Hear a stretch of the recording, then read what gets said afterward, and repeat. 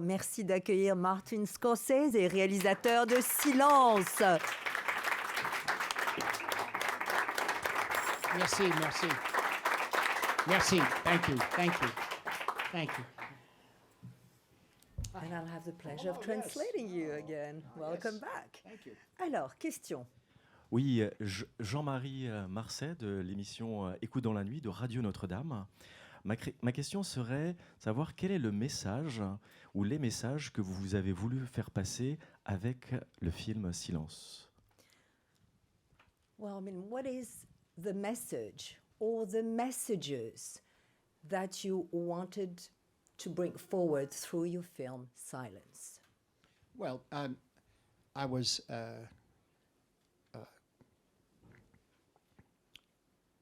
more than attracted, obsessed with the story when I read the book because of its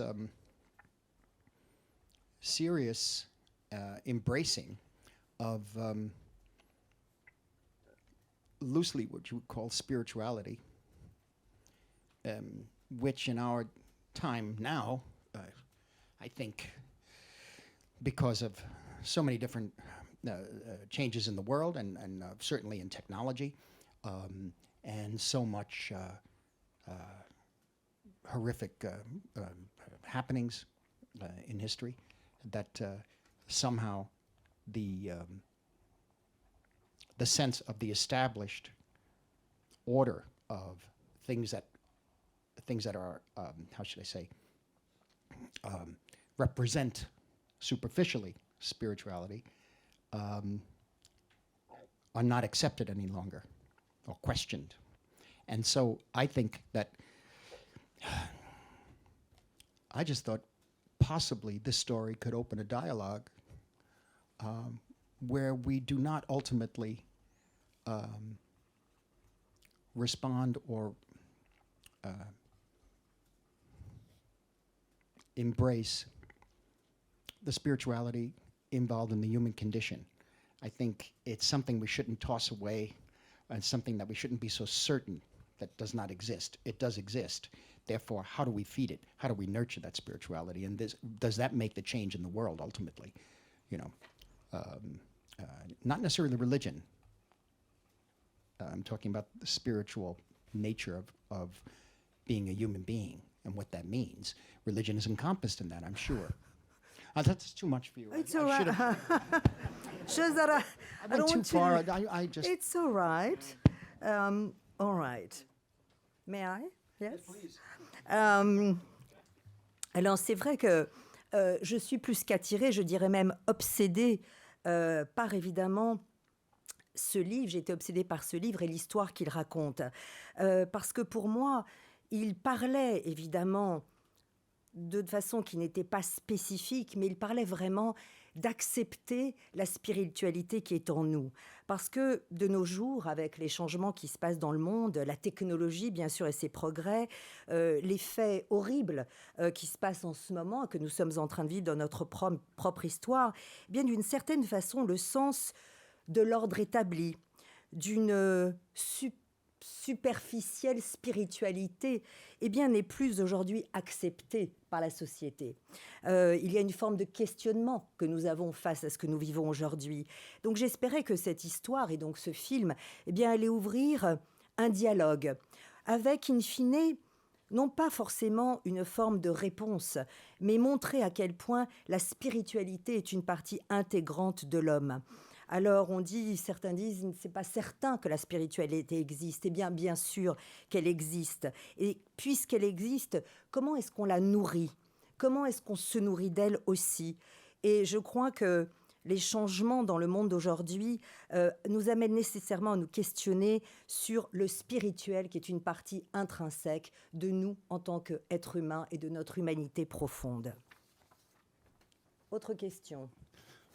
Bonjour. C'est un projet que vous avez tenu pendant des décennies. Qu'est-ce qui se passe une fois que c'est fini ?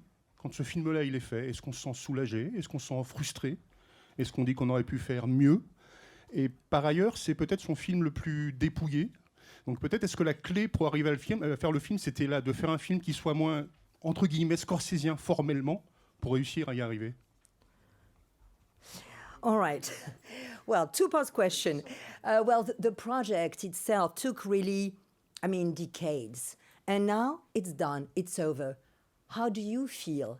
Is it relief, a form of frustration? Maybe I could have done even better. How do you feel today, now that it's done? I feel that there were decades, yes, because for the first 15 years, I didn't really know how to interpret the book for a film. And then when I finally came to terms with it, it was tied up with legal and financial problems that were monumental. And I was constantly being discouraged from making it by the Hollywood community because of making other types of pictures. Pictures were moving ahead. This thing had many problems. And so how do I feel now about it? I feel I was still making it. I don't feel it's finished. I'm not excusing the film. This is a finished film. I'm just saying that it feels, to me, I don't know if it's not like any other film that I made. In some cases, I finished a film where I loved it and went around the world with it and enjoyed people reacting to it. Other cases, I just ran away from the film, left it, and said, that's enough, close the door, and run. In this case, I'm still living in it. Alors voilà, c'est vrai que vous parlez de décennies, bien sûr, mais il faut quand même rappeler que pendant les premières 15 années de ces décennies, eh bien, j'ignorais vraiment comment transposer réellement le livre au cinéma. Ensuite, il y a eu des problèmes monumentaux, légaux et financiers. Et puis, parallèlement, on me décourageait sans arrêt. La communauté hollywoodienne, tu sais, ce genre de film. Et puis, en réalité, comment je me sens aujourd'hui? Eh bien, dans ma tête, je suis encore en train de le tourner. Pour moi, il n'est pas vraiment fini. Attention, le film, lui, l'est. Mais dans ma tête, ce film-là continue. Parce que je crois qu'il ne ressemble à aucun autre de mes films. En un sens, j'ai fait un film vraiment qui m'appartient aujourd'hui. Alors parfois, selon mes films, je les adorais une fois qu'ils étaient finis, je les présentais, je voyageais avec, j'étais content. À d'autres moments, au contraire, je me disais, oh là là, assez, je m'en vais, je ne veux plus parler de ce film. Mais ce film-là, Silence, eh bien, je vis toujours avec. Second part of the question was, in a way, Silence is your barest film, your most minimal, sort of speaking, where you bear it all. It's less formally what we would expect, the gentleman said, a Scorsese film. Did it take you to bear it all to come up with Silence? I think part of the passage of time in embracing the film, visualizing the film, co-writing the script, all of this, certainly, how should I put it, found its way through a simplifying process, where I was just trying to get to the essence of what it was trying to say. And that also led to a simplification in the framing, composition, and editing, and shooting of the film. I just wasn't interested in proving that I can move a camera just for the sake of moving a camera. Alors voilà, en fait, c'est vrai qu'avec ce temps, ces années qui sont passées, plus je visualisais le film, et en plus je travaillais évidemment au scénario que j'ai coécrit, eh bien, en un sens, cela finalement a permis de vivre un processus simplificateur en quelque sorte, car je voulais absolument toucher l'essence de ce que je voulais exprimer à travers ce film.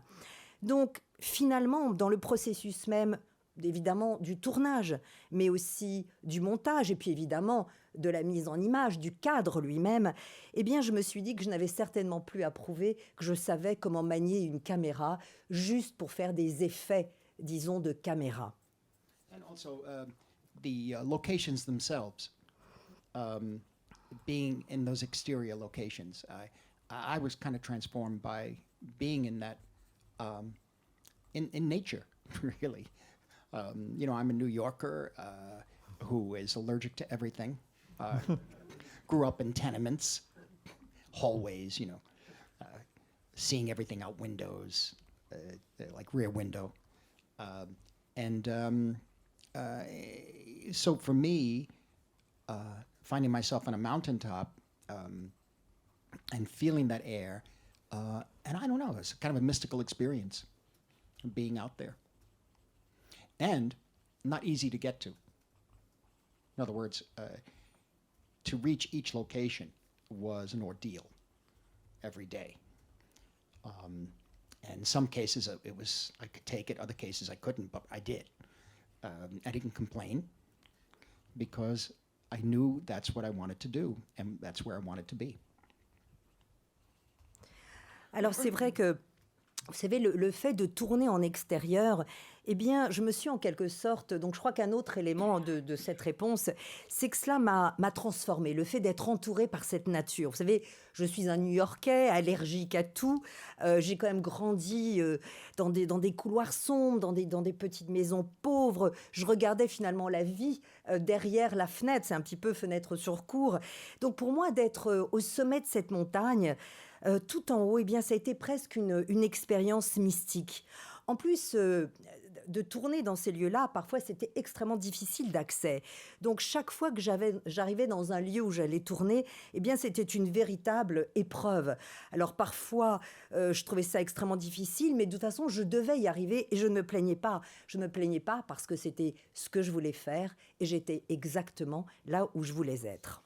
And I think also bearing, as you said, bearing yourself, I just found that with this material and this story, and as my life moved on, I was still the closest to this story.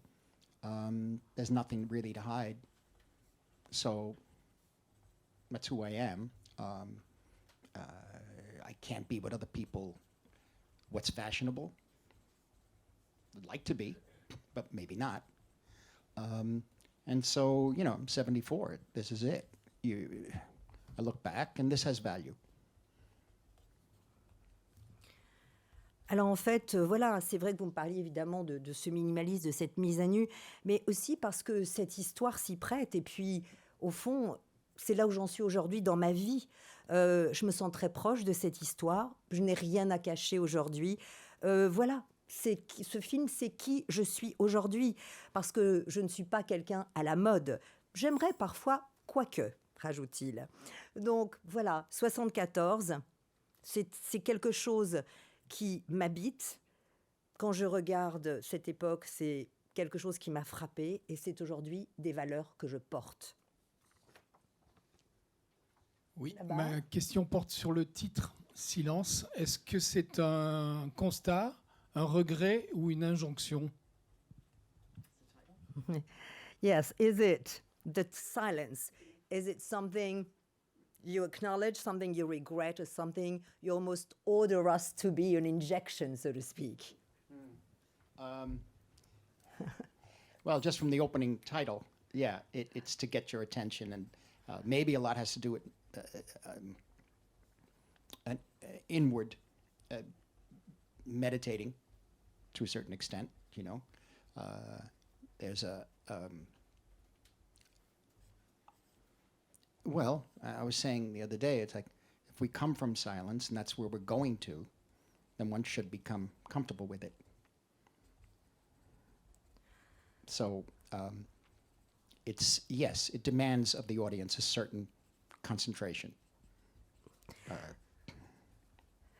Alors voilà, pour répondre à ça, c'est vrai que dès le premier plan, c'est une façon évidemment d'attirer l'attention du spectateur, mais aussi c'est une forme de méditation intime. L'autre jour, justement, je discutais de ça et je parlais, je disais, voilà, nous venons tous du silence et nous allons tous y retourner. Donc, autant s'habituer au silence et se sentir bien dans le silence. Et puis, oui, bien sûr, cela exige, ce film silence exige une concentration du public. Bonjour. confier un tel rôle à un jeune acteur, c'est vraiment un choix très important. Donc je voulais savoir comment M. Scorsese, sur quels critères il opérait ses choix. Et la deuxième question, c'était, je pense que le film doit être également important sur son chemin vers la spiritualité. Et je voulais savoir si ce tournage l'avait changé à ce niveau-là. And a two-part question. Well, first of all, I mean, the first part is, I mean, to give such a powerful part to a very young actor as the lead, talking Andrew Garfield, but maybe also Adam Driver, what were the criteria on which you really picked up this important part? Well, over the years, there were different actors involved. Then the film was delayed, and so those actors went on to other things, and also they became older. And so I went through many generations, in a way. There were several really wonderful actors who refused to do it, 3 or 4. They just don't believe in the material, don't believe in anyone that's associated with religion, and just not part of their lives. They could not put themselves in that condition. You know, they could not take it, in a sense. They couldn't bring themselves to be part of that conflict and thinking, really. Do you want to translate that first? Oui. Alors en fait, c'est vrai que d'abord, on a parlé tout à l'heure de décennies, donc c'est vrai que j'ai vu beaucoup d'acteurs, mais le film a pris du retard, et puis certains des acteurs qui étaient pressentis, eh bien, sont devenus trop vieux. Donc j'ai vu, disons, plusieurs générations d'acteurs. Et ce qui est incroyable, c'est d'ailleurs 3, voire 4 merveilleux acteurs ont refusé ce rôle, parce que d'abord, ils ne croyaient pas en ce type de matériel de film, et puis la religion ne faisait pas partie de leur vie, et ils ne se voyaient pas en réalité incarner un personnage qui traverse évidemment cette crise et ces conditions particulières. Donc ils ne voulaient pas participer à ce conflit, et ils ne voulaient surtout pas participer à une forme de questionnement religieux. Yeah, they couldn't get past the negative aspects of the religion and the term religion and what it represents to many people. So I said, no, let's go deeper. Let's wipe away all that. Let's go deeper to the very origins of it. And at this point in time, Andrew was one of maybe 10 other actors that Ellen Lewis and I were meeting with. And that changed every 6 months or 7 months, quite honestly. What finally made me realize that Andrew could do this is because he did do it. He did it in an incredible, I thought, incredible audition, 3 hours. And he did one scene, and I said, oh, and I kind of directed it, and then he did it again. And I could see that he could balance or respond. And then I kept giving him scenes to do, and that's, in that little room, is where I began to realize that I'm convinced by him. And there was one other major thing, is that he really wanted to do it. He wasn't afraid to go into that world and put himself within that mindset and ask those questions.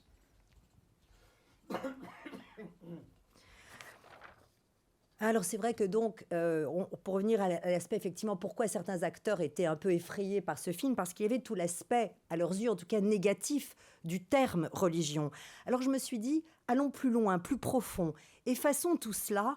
Et à ce moment-là, Andrew était déjà en quelque sorte, il faisait partie d'à peu près une dizaine d'acteurs qui étaient pressentis. Et que je voyais. Mais bon, ça changeait à peu près tous les 6-7 mois. Et finalement, j'ai compris que Andrew était vraiment l'acteur qu'il me fallait, parce qu'il a passé une incroyable audition avec moi qui a duré 3 heures. D'abord, il a exécuté une scène pour moi.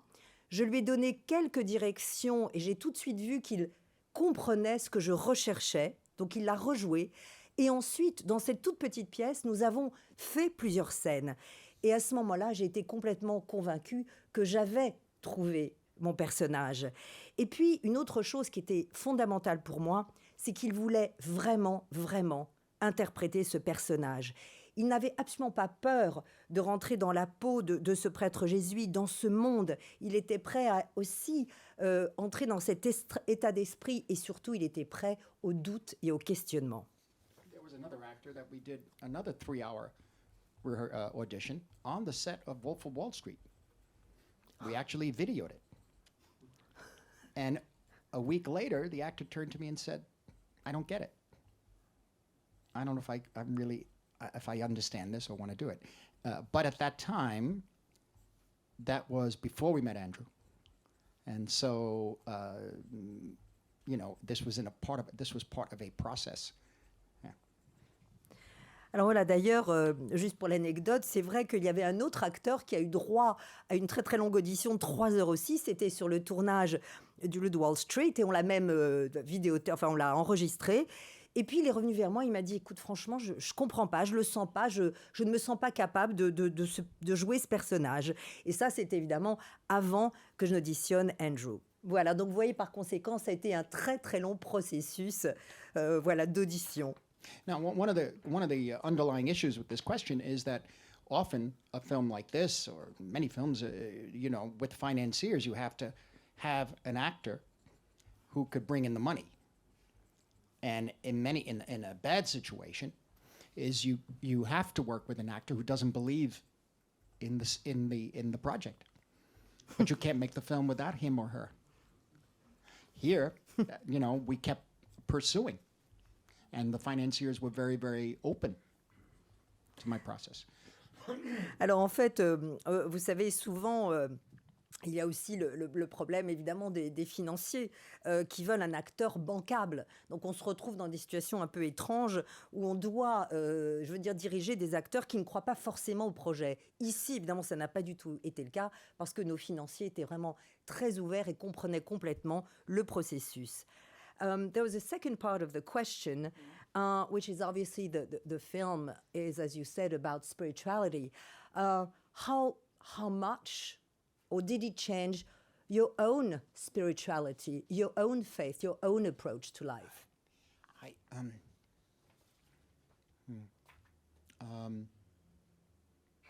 Yeah, it had a sense of because so many things were also happening around us in all our personal lives, particularly my personal life, that I think somehow the film was interwoven with my personal life, unlike any other picture. And choices had to be made, values had to be rethought, and one had to accept. An acceptance and a kind of maybe philosophical acceptance, but acceptance of life and the way things move, and what happens to people in life, and how you could be maybe instrumental, or whether you can be or not, you may be obligated. So what do you do? And so this is a very interesting, it's still the film, that's why the film is still working its way around me. Voilà. Alors voilà, oui, c'est vrai que par rapport à cela, tant de choses se passaient autour de moi, dans la vie de gens qui m'entouraient bien sûr, mais surtout dans ma vie personnelle. Et en un sens, ce film est celui de tous les films que j'ai réalisés qui a eu le plus de connexion en quelque sorte avec ce que je vivais, avec ma propre vie personnelle. J'ai dû faire des choix, j'ai dû réévaluer des valeurs justement, et j'ai dû finalement comprendre ce que c'était que d'accepter au sens philosophique du terme, l'acceptation, ce qu'était la vie, que les choses ou les êtres pouvaient changer, et que parfois, eh bien, il fallait, si on pouvait, ou bien parfois si on était obligé, repenser ces valeurs et être là pour les autres et pour soi. Et je crois que c'est pour cela que ce film, comme je vous l'ai dit tout à l'heure, m'habite encore. Question, oui. J'ai deux questions. Une question pour revenir sur le silence. Il s'appelle Silence, mais le générique de fin est rempli de sons naturels. Est-ce que ça veut dire que le silence ne peut pas se jouer sur Terre ? Et est-ce qu'on peut trouver le silence sur Terre, en fait ? Et la deuxième question concerne le Japon. On sait qu'il a souvent tourné des films d'époque. Est-ce que ça a été plus compliqué de tourner un film qui se passe dans une époque précédente au Japon? Alors, first of all, the silence. I mean, at the end of the movie, there are natural sounds. You hear birds, etc. Does it mean, in a way, that silence is not possible on Earth, so to speak? First part of the question. You know what I think that is I mean, I don't mean to be playing with words, but when I experienced those sounds, that was the silence. It's speaking to me somehow. When I heard, the interesting thing is when I was in those caves, and after about an hour or two, I started to hear this booming sound. And I said, "What's that?" They said, "That's the high tide." I didn't even realize about high tide. You know, I'm a New Yorker. You know what I mean? Oh, then the waves come. Oh my! But listen to that sound. It's like there's a play, Tennessee Williams, that they made a film called Boom. It's about the sound of your heart, the waves. And now I know what they mean. That the sounds of nature are something that become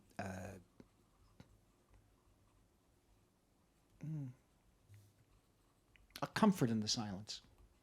The sounds of the birds, for example, very interesting. How they commented on our action. Almost what's the word? A subconscious harmony of the animals. We're going, but the animals are just moving ahead, you know? And so all of this makes me think of silence. Anyway, it's a long answer. Non, non, mais... Alors voilà, je ne veux pas faire de jeu de mots, mais c'est vrai que les sons que vous entendez, eh bien, c'est ce silence. C'est du silence. Et ce silence me parlait, justement. Vous savez, c'est lorsque, quand j'étais justement dans les caves, hein, dans les grottes, pardon, et à un moment, j'ai entendu ce son absolument très, très fort. Et j'ai demandé quel était ce son. Et on m'a dit, mais enfin, c'est la marée montante. Et moi, vous savez, de nouveau, je suis à New York. Alors, je ne savais même pas, je n'avais jamais entendu ce son. Et ça m'a rappelé évidemment une pièce de Tennessee Williams qui est devenue un film, Boom, où justement, il disait que le son des vagues était en fait le son de votre propre cœur. Et j'ai compris en réalité ce que cette phrase voulait dire en étant là, justement, dans ces grottes. Donc, les sons de la nature, pour moi, font partie, si je puis dire, du réconfort du silence. Et c'est vrai que pendant qu'on tournait, je vous assure, eh bien, les oiseaux, ils commentaient nos actions. Ils étaient là avec nous, en quelque sorte. C'est ce que j'appelle en un sens l'harmonie subconsciente des animaux qui étaient là. Donc, voilà. Ah, le Japon, pardon. Second part, and then we'll have our last question. Japan, I mean, obviously, you're known for your love for the Japanese films and cinema. I mean, was it challenging in what way to film Japan in the 17th century? That's what you wanted, right? Okay, I just want to make sure. Well, that's a good question because I think over the years I had to, again, strip away my impression of Japan through its cinema.